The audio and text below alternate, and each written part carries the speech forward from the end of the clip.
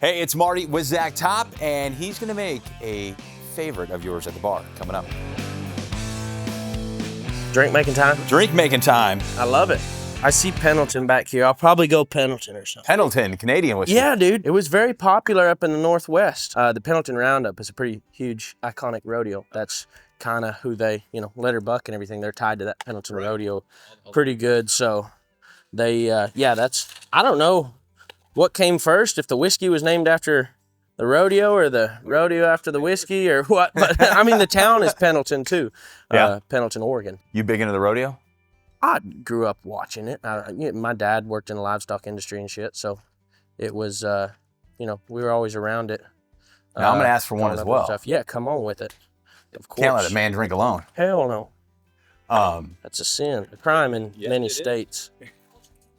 So what was it like living all the way up there? It was good. I have very fond memories of it. It's kind of funny going back now. It's like, dang, there ain't nothing going on back here. But that, we had a blast when we were kids. Grew up on, my dad had a pretty decent little piece of land, a little hobby farm, kind of. And then him and his partner, there you are, sir. Thank cheers. You. Hey, cheers. Yeah, to a good night. Dude, this will be good. Mm-hmm. That's actually perfect. We got it all right. Where it's not overbearing. No, yeah, it's pretty nice. Yeah. I like that. But we grew up on a farm. My dad him and his partner ran a big old piece of land with a bunch of Black Angus cattle on there. He still runs a sale barn out there. That was his main kind of thing, and him and his partner had a side deal where they raised a bunch of cows. So we got to play cowboy a little bit. Didn't have to do it for a living, but I like to say I spent enough time on a horse's back looking at a cow's ass that I can wear the hat without shame. That's right. Yeah. I got it before I moved to Nashville anyways. Yeah. Now, it's funny because you watch stuff about, everyone loves to talk about your stash. Yeah. It's like the biggest thing. Like, I'm just waiting for t-shirts with just the stash on it. Dude, I've been trying to think of, maybe I shouldn't be giving these merch ideas away, but I've been trying to figure out a good, just something that looks kind of like an icon, just with just a hat and just a stash and no face filled in between, and just see if I can make something that kind of just looks like, I don't know. I feel like that's probably a couple of the most recognizable things about me as an artist, I guess. Stash in the hat. Yeah, exactly. So we'll see if we can. Then you can start selling cowboy hats that come with a fake stash. Exactly. I had a radio show do that. Up in Portland, they gave out, well, this contest didn't really make a whole lot of sense to me. They picked the best mustache, and it was 3 different guys or something, but the best mustache in the crowd, and they gave them a pack of free mustaches that I had signed the back of. You should have picked the guy with the worst mustache and then give him the That's right. Pick the person who couldn't grow the stash. Exactly. They need the fake one. That's right. Anyways. That's so funny. What's it like going home, though, now that, this has taken off in a year? Yeah. It blows my mind how fast this is it's going. wild. I love going home. That's kind of Can you get away up there? Yeah, exactly. That's the nice thing about it. It's the only place people still treat me normal, kind of. Yeah. No, it's always good. I go back a few times a year. Usually Christmas, Thanksgiving, stuff like that, and then I'll go back for one stretch in the fall too. Yeah. At the end of the summer. You still help out on the ranch, or you just kind of go up there? No, my and dad relax? didn't even. Well, he owns he just bought a bunch of mama cows again on some lease land not too far from their place, but he hadn't owned cattle in forever. Okay. He just runs that sale barn down there. My little brother works for him, so he gets to get muddy and get cow shit on him plenty, running around the sale barn. But he just owns cattle now for the first time in a long time. So we're already planning on this spring, maybe doing, getting the whole family out there, trying to do a big Brandon party sort of thing. It's a big deal. That'd be fun. Yeah. Do you get in all the Yellowstone stuff? You watch all that? I watched the first couple of seasons. I thought those were great. It started, as TV shows do. They just try to keep it going as long as they can. As long as they can. The quality of the content kind of starts to go downhill a little bit, but I love those first couple of seasons of that thing. It's great. And a couple of the spin-off shows are really good too. I think I watched that. 1883. Yeah, that one. Yeah, that was Tim McGraw in that one, wasn't it? Yeah, that was a good one. And then 1923 as well. Yeah, that was good too. So yeah. It's amazing how it takes off, and now everyone wants to be a cowboy. Oh yeah, it's awful cool to be a cowboy again. It's funny, man. You know, and I look about like your outfits, like 90s. This is like 90s Alan Jackson, Brooks and Dunn. Everything you wear. I guess. I always wonder where you get it from. Well, I mean these now I've got to deal with Kimes Ranch jeans, so they make my jeans for me in these shirts, I guess. But I don't know. That's just kind of the stuff I always liked. It's funny. You look back at pictures of me when I was a little kid, I was dressed the same way. Them old grandpa looking shirts and Wranglers and boots and a hat on. Yeah. But yeah, I don't know. It's so funny. Yeah, I guess I'm just was born in the wrong decade or something. It feels like I'm born in the right decade. It's working out in this decade fine. Everybody wants this. Everything about it, it's funny. I don't know, just the way I dress. I don't know. I just think this stuff looks cool, so I want to wear it. And the music that I'm making, sounds a little old school, I guess too. And that's just what I like. What comes out of me when I write and sing and play. So I don't know. But you start off doing bluegrass. That was just kind of by accident. George Strait was my parents' favorite. That's like the first thing I remember hearing around the house growing up. That and a bunch of Marty Robbins too. I think when I was little, I just fell in love with cowboy songs because I was, we were kind of doing a bunch of cowboy stuff a little bit, and I loved those songs about it. And then I realized pretty early on, or my parents realized early on, that I was no good at being a cowboy. So maybe the closest I could get would be to sing about them. So I stuck with that. But that was ever since they got me a guitar first when I was 3, I think, for Christmas or something. It was a little old Walmart First Act guitar. I just wanted to be like George Strait, wear a cowboy hat and hold a guitar. And so they got me that little guitar, and I banged around on it for a couple years just playing around. I didn't know anything. And then when I was 5, right about the time I turned 5, they put me in lessons. I guess they called around to some teachers, and a lot of teachers wouldn't teach somebody that young, I guess, on guitar, because it's kind of hard. You need some finger strength, and it's not the easiest thing to pick up usually. And I think I started on piano too. That's the thing you start a little. It always seems like it's piano, and then you either go drums or guitar. Yeah, there you go. Exactly. And then weirdos play fiddle or steel guitar or something like that. But anyways, but yeah, so like a lot of people wouldn't take me that young, and so the one gal that we found that would, she was just, all she knew was bluegrass and old time fiddle stuff and stuff like that. So she started me, and then my whole family kind of got into it too. My little brother and then 2 older sisters, we ran around and had a little family band by accident too that we ran around for 10 years. And like the Partridge Family. Yeah, kind of, yeah. So that was, but we ended up loving it. We didn't know nothing about bluegrass music. She introduced us to the whole thing and fell in love with it. It was a fun, I think looking back on it, it was a really cool way to get started in it because, there's not many bars that let a 7-year-old play a show in it. You were 7 going into bars playing shows. No, not into bars, but I did play my first show when I was 7. That's what I was saying with the bluegrass stuff. It was like, it's very family friendly type of music. Right. The festivals in the summer are, all very family friendly. They got Grange Hall open mic things in the middle of the week. So it's just kind of wherever anybody would let us play, we'd go play. But it gave me a lot of practice and a head start on like, not just the playing and the singing, but like being on stage in front of people and being behind a microphone and learning what works and like keeping people's attention captivated, and that's something I think that a lot of people maybe miss out on that early. Right. It's kind of once you get to be 18 or something, then you go play a cover gig in a bar. So I think that was a cool. I don't know. I think it was very beneficial to me. It got me a head start for sure. Like I said, just on putting on a show. It's funny to see, in this age of somebody gets a viral song on TikTok and so they get signed to a record deal and then put a tour out.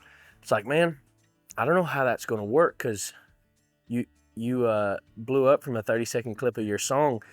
What are you going to do for the other 89 minutes that you got to entertain people? It's kind of, that stuff takes country practice. Covers. It's hard. Yeah, exactly. Yeah. There's that. But yeah, it just, I don't know. I think it was a big blessing that looking back on it, it was super beneficial being able to start being on stage that early. Yeah. What was it like when you first moved to Nashville? I moved there. The guy that kind of brought me to town was Carson Chamberlain. He's my producer and he's co-writer on everything on the album. He was the first one that kind of discovered me off a Facebook video. When Daryl Singletary died, I posted his Spilled Whiskey, that song of his, that same day. And that video was the first thing for me that kind of blew up a little bit. It got a few 100,000 views or something. And he found me off of that. We started talking. Well, it was funny. He sent me an email and was just like, hey, my name's Carson Chamberlain. Been in the music business a while. I'm not much for tooting my own horn, but you can probably look me up. I'd like to talk to you about working together. And right at that same time, there was a bunch of other people that had reached out too from Nashville scene, and none of it seemed very legit. It was the kind of thing where it's like, hey, if you can come up with $20,000, come to town and we'll cut you a record and make you a star. And I didn't know how the music business worked, but I was pretty sure that wasn't it. And so anyway, Carson emailed somewhere in there, and I just kind of glossed over it and didn't pay attention to it. A little while later, the gal that I was dating at the time, she called me. I was like, hey, this Carson Chamberlain guy. Yeah, who's that? And she's like, I'm sending you a Wikipedia link right now. He sent you an email and you're going to want to call him back. And so anyways, I did, and pulled up the Wikipedia thing, and he was Keith Whitley's steel guitar player, band leader, tour managed for Alan Jackson for a long time. He was producer on all the early Mark Wills hits, early Billy Currington stuff, Easton Corbin stuff. And a co-writer on a list of hit songs a mile long. So that was the first one that I was like, oh my gosh, this guy has, he's not only he's got some legit cred. in the business, but has a long track record of success. And it's like, dang, if this guy thinks he wants to work with me, maybe I got something. So we started talking on the phone, and that was spring of 2018 that we got in touch together. Met him in the summer. I was living in Colorado at the time. He had a place out in Colorado, so he came out and was like, hey, while I'm there, if you want to grab lunch or something. So we did, and he came over to my dingy little college house, and I sat there on the couch and played him some songs, just me and the guitar. And anyway, we had a great time, hit it off really well, and we're really kind of buddies first before we really got into the work stuff. But then the fall of 2018, I started flying in and out of Nashville. He'd let me stay at his house while I was there. I'd come in for like a week every month or every other month or something. He set up co-writes for us and introduced me to some people in the business and all that kind of thing. And he's really been a big mentor to me the whole time. He has not steered me wrong yet. So, but anyway, that was kind of what it was for a year and a half or almost 2 years or something. I was just flying in and out and writing songs when I was there, and then going back and working construction. That's what I was doing in Colorado. Got moved there full time in March of 21, and kind of the same thing, just kept my head down, was writing songs. That was on his advice. I figured when I moved to Nashville, I'd be playing Lower Broadway or something. Yeah, exactly. I'm gonna go find some gigs and I'm gonna play for a living. I didn't move here to not be a musician for a living. So anyway, but he was like, I don't think that's the best idea. Why don't you find a little construction work here? So I did, and he was just like, and then we'll ride a couple days a week and we'll just keep that going. So we did that for, I guess it was over a year that I was just working construction and writing part-time. And in that time, I got a publishing deal shortly after I moved there. I moved there in March of 21. A couple weeks after I moved or something, I had a TikTok video blow up, and Major Bob Music, who's my publisher, a guy over there, Andy Friday, I think it was, found that video of me, and so he reached out, sent me a DM or whatever, and was like, hey, let's get coffee. And it was funny, I saw Major Bob Music, and I thought it sounded kind of funny. I didn't know like who it's not was. real. Yeah, exactly. And so I went to Carson and was like, this sounds like a joke. Is Major Bob Music a real thing? He's like, yeah, you're gonna want to take that meeting. And so anyway, it's Bob Doyle. He manages Garth Brooks ever since day one for Garth, and published him his whole time too. So anyway, like, yeah, this company. It sounds like a used guitar shop. Yeah, exactly. No offense, Bob. You know I love you, but it's just when I first heard the name of your company, I wasn't sure it was legit. But that was funny. And what did your parents say when you moved to Nashville? They had kind of, that wasn't the difficult conversation. The difficult conversation was when I told them I was dropping out of school. I was in school in Colorado. Yeah, you went to Boulder, didn't you? Mechanical engineer, yes, sir. Yeah. And that was their advice to me, which made sense because they didn't have any clue about the music business. I didn't have any clue.